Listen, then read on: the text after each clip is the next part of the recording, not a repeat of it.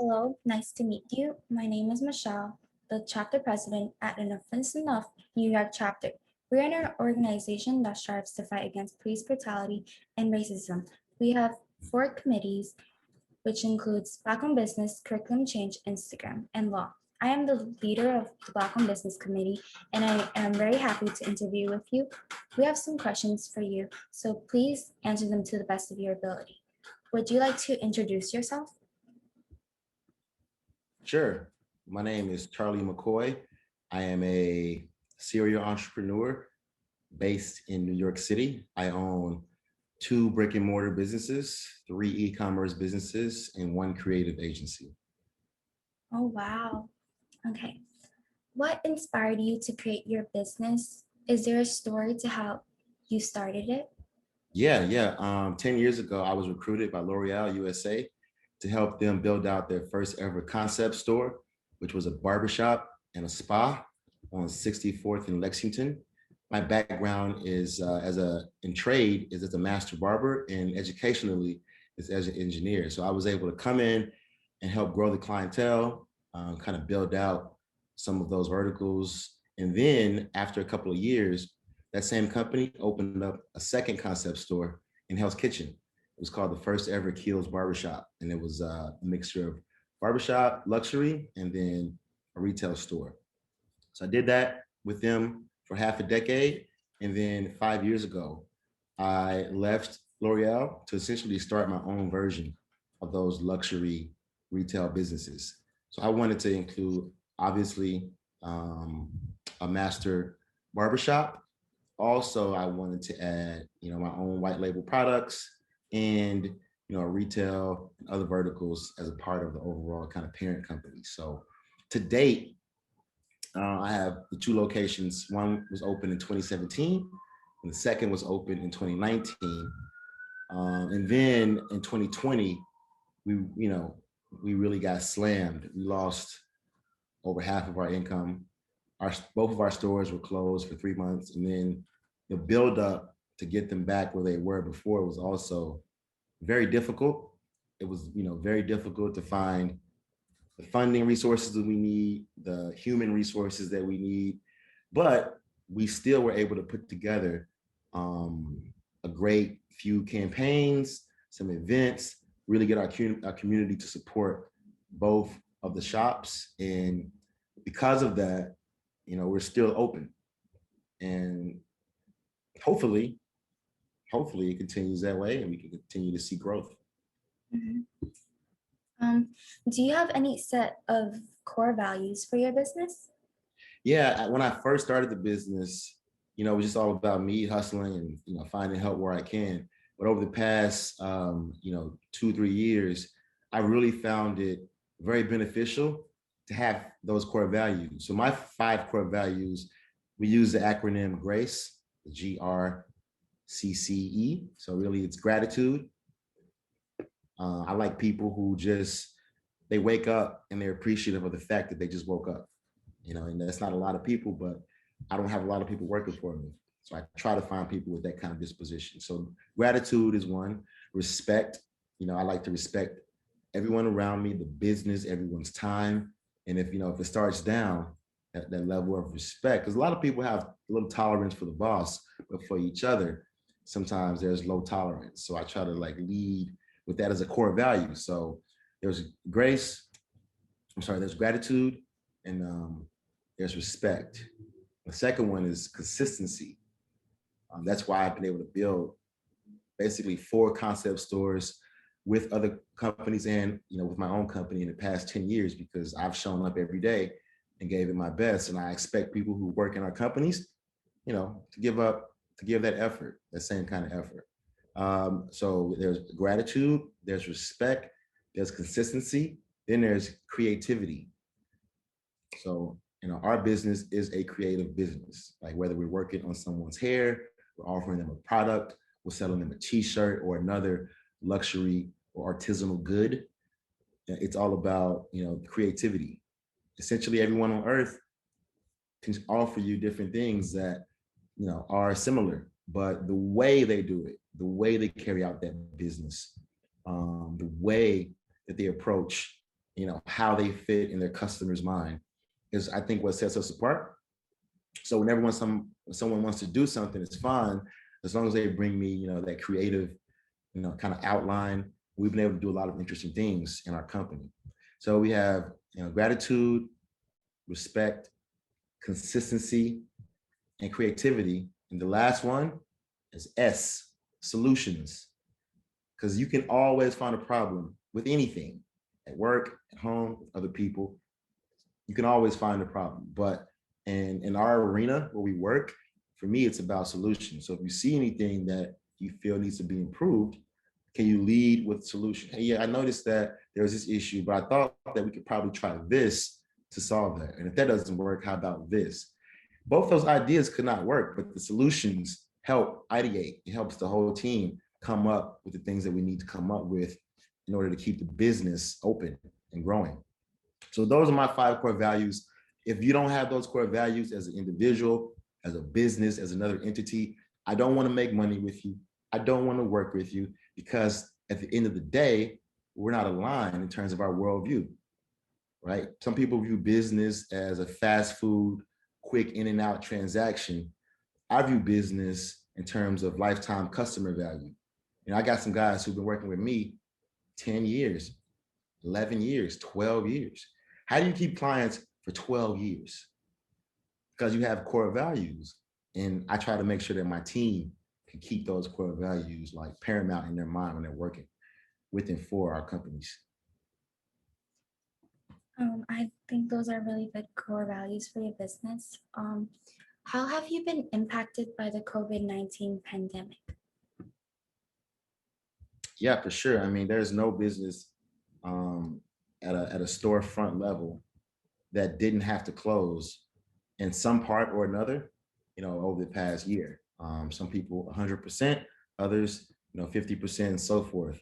Our businesses were closed for 1 quarter. So I lost the revenue from 2 stores for 1 quarter, and that wasn't all because all of our factories also closed. So we couldn't sell products online.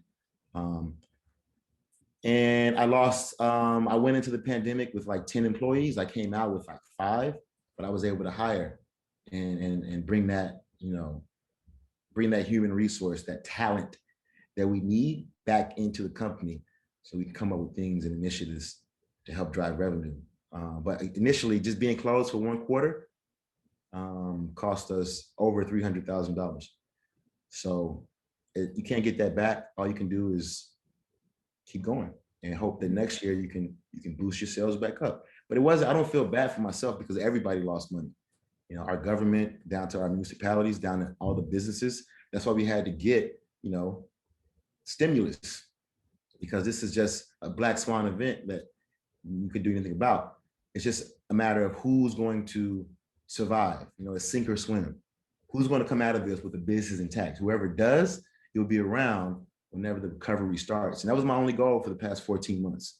Just making sure that I didn't close the businesses. Yeah, I'll close after this is over if the need should arise, but I'm not going to let this event put me under, especially with all those years. We had 7, 8 years of momentum before we went down, which helped us in terms of like community building and having our clients come back around and support in various ways. So it was really beautiful to see so many people respond to basically our core values. So our core values have been displayed in our work for so long that people were actually worried about us. They checked on us. They sent us things and made sure to come back whenever we reopened. So I'm proud of that. And I'm proud of the good work that we did leading up to the pandemic. Okay, next question. How has the business been affected pre-COVID to now? Yeah, no.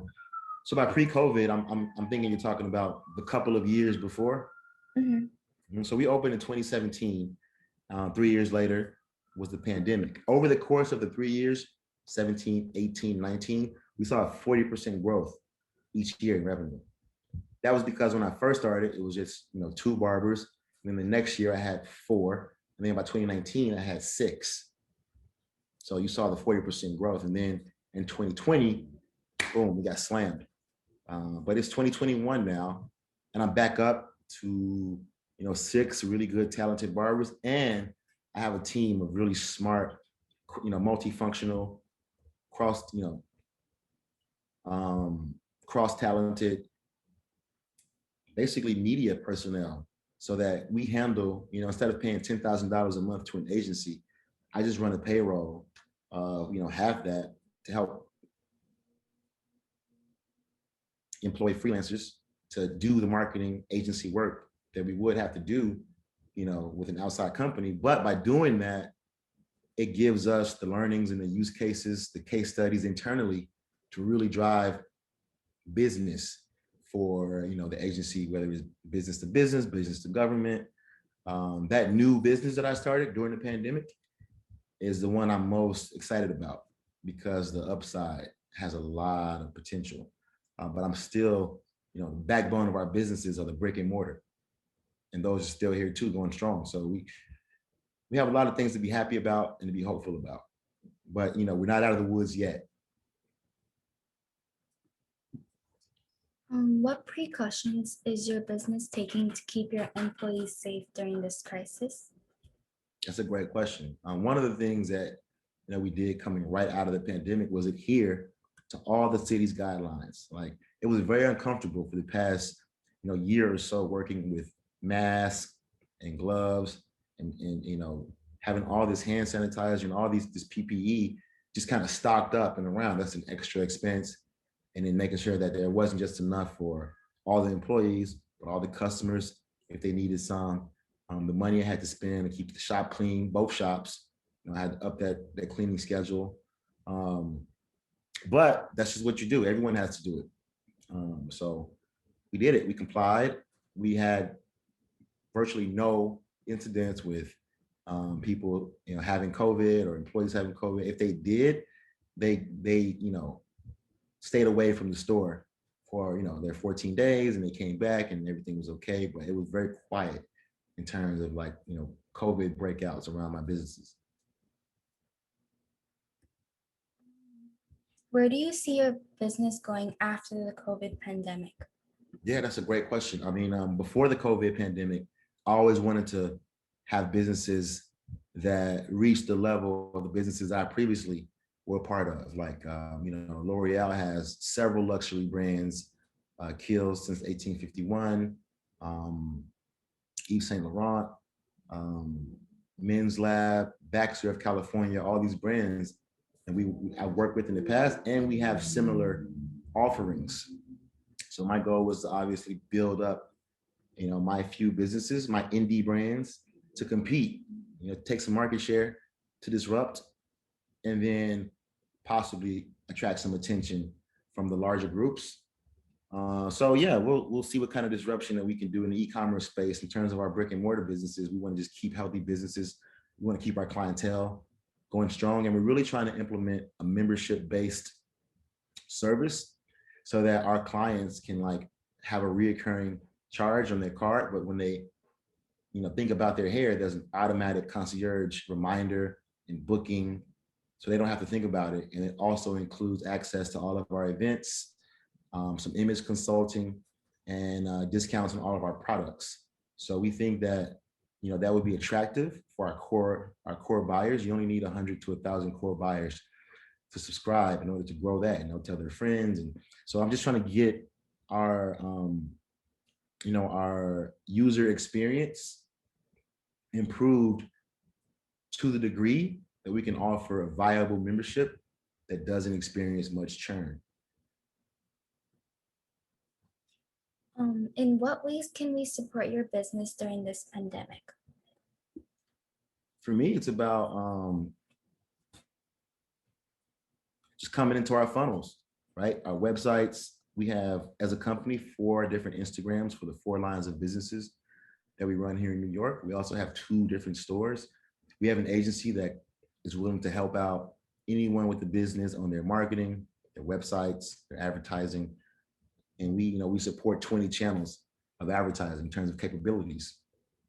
So you can support it by doing business with us. Like, if you see this video and you like what I have to say, why not check out artisanbarber.com or orchardandludlow.com and see if you can get your hair fixed up, styled the way only our creative master stylists and barbers can do.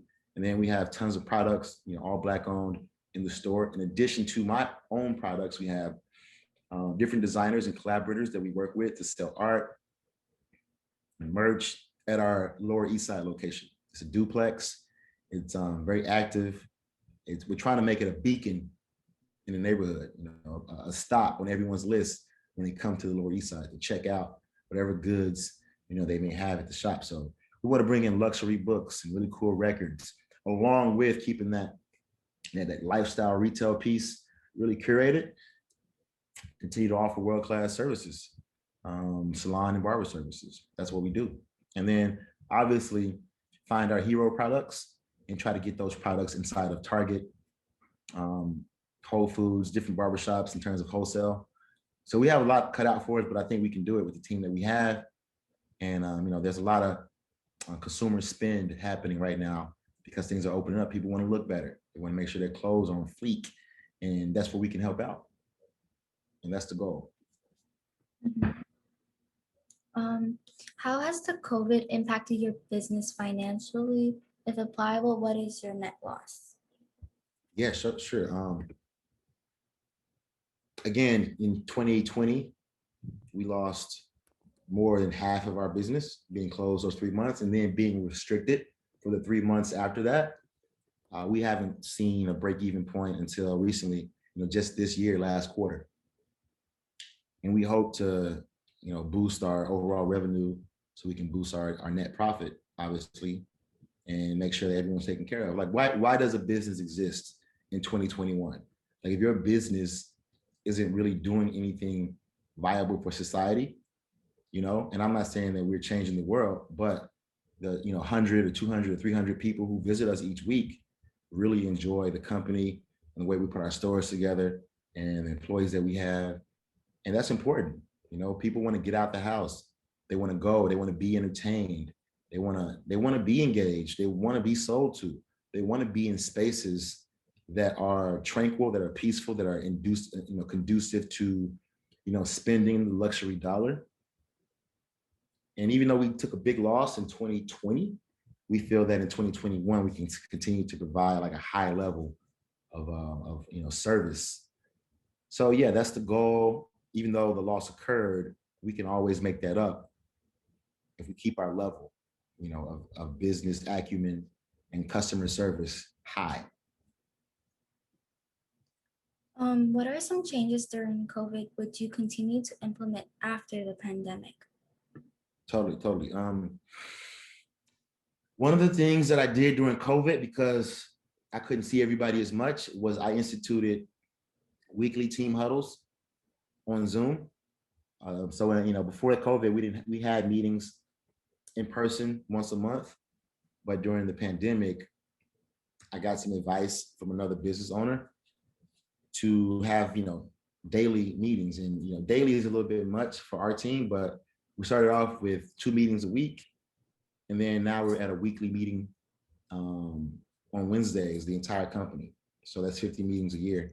And I think that's something I'm going to keep up like way into the future, because the improved communication between different people working in different areas of the business is just helpful, even if it's 30 minutes a week, to know what everyone's working on. If anyone needs assistance, are there any issues or challenges? What are we trying to do this week, this month, this quarter, this year? I'm just trying to figure out, how much information to share, how to share it, who to share it with. And for me, as owner, CEO, it's constant learning, because I've never experienced owning a business during the pandemic, but now I have. And so that's the worst it's supposed to get. And if that's the worst it's going to get, then I'm built, for tough for the future. So we shall see. Knock on wood. In comparison to pre-COVID, has your target audience changed? What are some major changes you have implemented to accommodate this? Yeah, totally. So one of the major changes that we implemented was offering vintage clothing at both of our stores, just a small curated supply of shirts that I've personally been wearing, not the shirts that I'm selling, but I've been wearing vintage clothing for the past, half a decade. By vintage, I mean like 70s, 80s, 90s, rock bands, music T-shirts, popular television shows, movies, sports teams, wrestling shirts, all from that era. I was, I'm a 90s baby, born in 83, but raised during the 90s. And so America is nostalgic right now. There's always, love for those things of yesteryear. So you can come into our store. There's a classic Marvel versus Capcom arcade from the 90s, the vintage selection, really great curated art. We sell, vintage trucker hats, really cool things that I like. And I sell everything that I love because, I've been to 30 countries. I've been to every great store when I travel. I make it a point to go to a great men's store, a great barbershop, just to see what they're up to. And so because of my frame of reference, I'm always able to implement things in my business that I think are innovative, whether we come up with it from scratch or we get an idea from the ether. We're not afraid to try new things. And we're not afraid to change things if we try new things. And we tried this for a month, it didn't really work out, let's scrap it. And I think that flexibility, that willingness to pivot is what's going to keep our business growing through this new, period we're entering. Okay, great. Thank you, Mr. McCoy, for sharing your experience as the owner and founder of Artisan Barber. We will be running a GoFundMe with this video, and all the money will be going to you and your business. Okay. Who's going to write the GoFundMe, like bio and the information in that? Our CEO, Arian Kumar, I'm going to be contacting him with this recording, and then he's going to also post it on YouTube as well. Okay, now we have a YouTube channel and we also have places that we can put the link. So can you guys make sure to send us the link? And I have another question. Can I send you guys a few videos that you can embed in the GoFundMe so people can see our business and what we're up to? So it's like, you can write, oh, we want to support this business, meet Charlie McCoy. The main video could be this one. But because we've done a GoFundMe before, we raised almost $20,000-$30,000 last year. But we found that video was really effective, and then even more videos in the body of the story. So yeah, during the pandemic, what did we do? So we have a video of a couple of parties that we threw, a couple of events that we had, some commercials that we made. We were active and we have proof of that. So it's just like, if you do donate to us, because we're a Black-owned business and we're used to working with less resources, but making those resources go further and do more, just know that, $10,000, $20,000 goes a long way in a business like ours. So definitely looking forward to this campaign and appreciate all the help that we can get. Okay. Is there anything else you would like us to do after the GoFundMe? Do you know what the price for the GoFundMe will be, the limit? I'm not that sure yet because this is like my first time running this GoFundMe, this type of GoFundMe. Yeah. How long are you gonna run it for? I'm not sure either. I have to double check with Aryan. I would like for it to be set for at least $10,000. $10. You guys had 5 before. We've done it before because we have 2 stores. So I'm going to use the funds to help pay some of the bills that we're behind on, like the insurance. We have some products that we need to resupply. The cleaning lady, she needs to work an extra week per month. So that money is going to be used to really support operations. And we also need to order new cards. Is that something you guys can help out with? Or should I wait for your capabilities deck? I think you should wait for our capabilities deck. Okay, and I'm just going to go off the deck and utilize your services a la carte. Do you have any other questions or concerns? Yeah, could you send me a link to a little more information about your company and your CEO so I can see how your mission, so I can just learn more. I want to tell my clients about it too. Okay, I can also in the email I can include his contact information and stuff like that. So you can also if you have any other questions, you can also ask him. Okay. Will do. Okay, so thank you so much. One last question. How long will the GoFundMe run for? 6 months, a year, 3 months? Probably 6 months, Okay, but I'm not 100% sure, but I think it's 6 months. gotcha. So we can put a link to that on our website too, so people can see. Okay. All right, thank you so much. Thank you so much for coming to this interview. It means a lot to us, and hopefully we will be able to help you out. We will keep you in touch and let you know what is happening. Thank you.